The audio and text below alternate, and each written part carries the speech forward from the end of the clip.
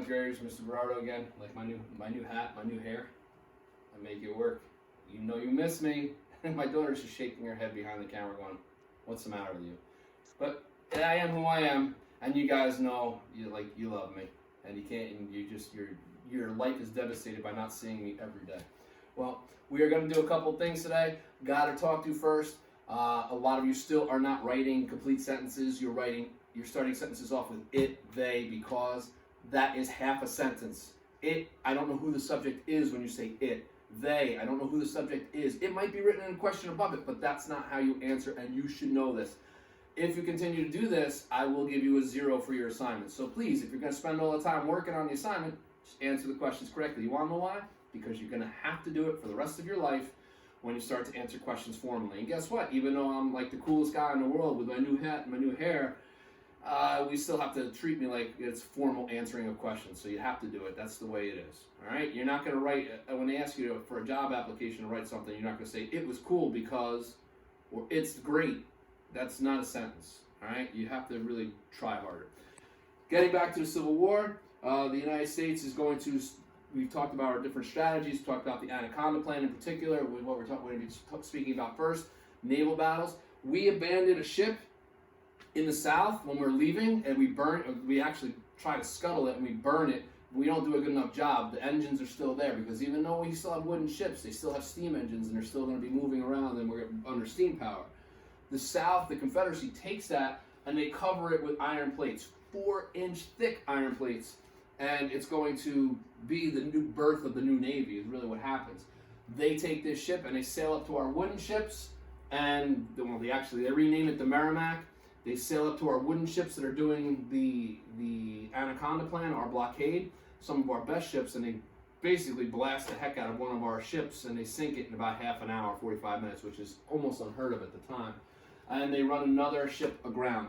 I will be showing you a video, or I'll be asking you to watch a video about this in the near future. So in response to this, we build our own ironclad, and we call it the Monitor. Ours is built from scratch. The top one is what the Confederacy uses. This is what the Union uses. They covered theirs in wood. We built ours directly out of metal, out of iron. So ours sits a little bit lower in the water. We seal it so nothing happens to it. And we immediately go out and we face the Merrimack and the Monitor face each other in battle right away. Basically, they sail right into each other or sail right around each other, battle for a couple of hours. The Monitor kind of draws away. The Merrimack says, we won! The Monitor says, we won! And nobody really wins. The only thing that really happens is we start to build a whole bunch more. The Merrimack doesn't really do any more damage for the rest of the war, and our Navy becomes the new modern Navy. There's a whole, like I said, there's a 4-minute video that I found that I really like that I wanted to show you, that I'm going to show you. If you do your homework, you'll be able to see it. But this changes the way the modern Navy is. Other battles. We have a whole bunch of battles that are going to take place. General Lee thinks that battling in the North is going to be really hurtful for the United States and how we start to think, so he invades the North. He goes into Maryland and he invades a place, or there's a battle at a place called Antietam. It is going to be a whole bunch of soldiers dying. About 23,000 soldiers of them die on both sides combined, and Lee retreats. This is going to be his second to last major invasion of the war of the North, going against their plan to fight a defensive war. Lee figures that if he goes in, they'll be able to they'll be able to hurt Northern morale, getting people to say, oh, well, my husband's getting killed, my son is getting killed, and be all very upset. In an essence, and I have a video I'm going to show you on this as well, McClellan doesn't really chase Lee to all he's worth. When Lee retreats, McClellan just kind of stops and doesn't follow him even further. If McClellan had chased him, and if McClellan was a good general, I shouldn't really say that, if he was a better general, they could have possibly ended the war a lot earlier. But he kind of just says, well, we lost a lot of soldiers, and we kind of just, and he freaks out, and he doesn't really go after him. So that becomes a major issue for McClellan, and it winds up, getting him fired. So he gets fired. And we have a whole bunch of other stuff that happens. This place, I was going to show you a video on this. You can find videos on every single one of these, short 5-minute videos on every single one of these battles I did. I just can't put so many videos on it because I know you'll be like, oh my God, this is just too much, and you'll lose interest. But you can find them because I found them. I actually found a video on Fredericksburg, and I took it down because I wanted to show you a video on the next battle that nuclear is more important. A man named General Ambrose Burnside. So when you watch the video, he's got these really cool sideburns. Oh man, I don't know if he's in one of the videos. He's got these really cool sideburns. That's why it's called Ambrose Burns. That's why sideburns became a thing. But they come down, and he shaved his chin, and it comes up to his mustache. So he's just got like this beard that goes like this. It's actually really cool. I think it's cool. If you get a picture of look at all the generals that fought in the war, their beards, they're immense. They're awesome. They are facial hair to its finest. Anyway, Fredericksburg, Virginia, Burnside comes down. They go in. They actually had the advantage to go into the town of Fredericksburg. They were really, really close to what they could have pushed won the war. We were this close to winning the war so many times, but they had to go across the river, and Burnside planned this out. But when they got to Fredericksburg, the bridges that they had ready to go, that they thought they had ready to go, didn't show up. And by the time they did show up, he and his 130,000 men, instead of facing just 1,000 guys, they had to face 78,000 guys, and that becomes a big thing.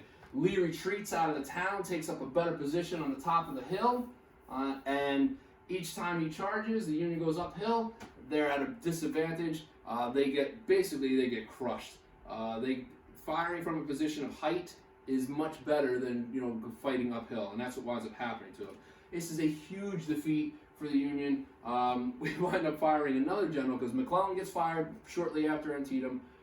Burnside gets fired shortly after Fredericksburg, and then we go to Chancellorsville, which becomes it's a problem.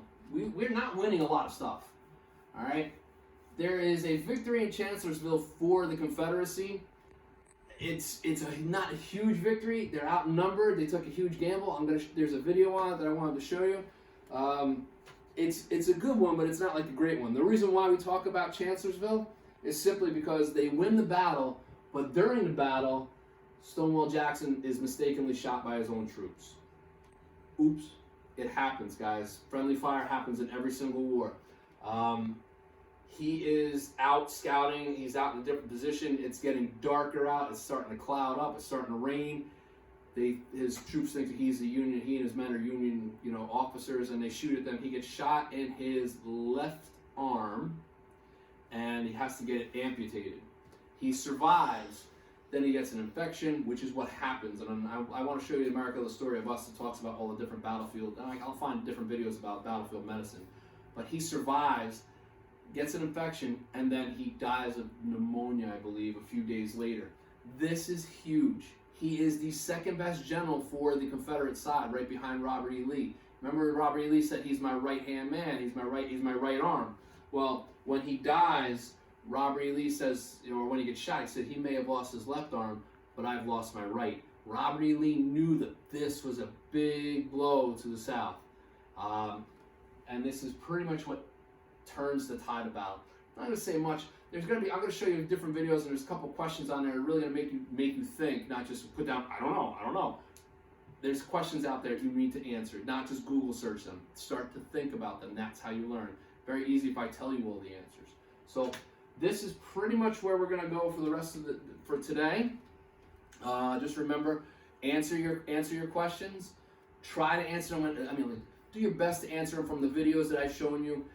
Watch the videos, because I know a bunch of you are not. You're just Google searching stuff. I know that. That's why I'm doing this stuff to help you out. It's really just like our class. I'm going a lot faster, obviously now, because you're not raising your hand and asking questions, and my hair is really spectacular. But I need you guys to really watch the videos, and I need you guys to really answer the questions from the videos, and then stuff that you don't know that's from the videos, do your best to figure it out for a while, and then if you really need to, go Google search it. I need you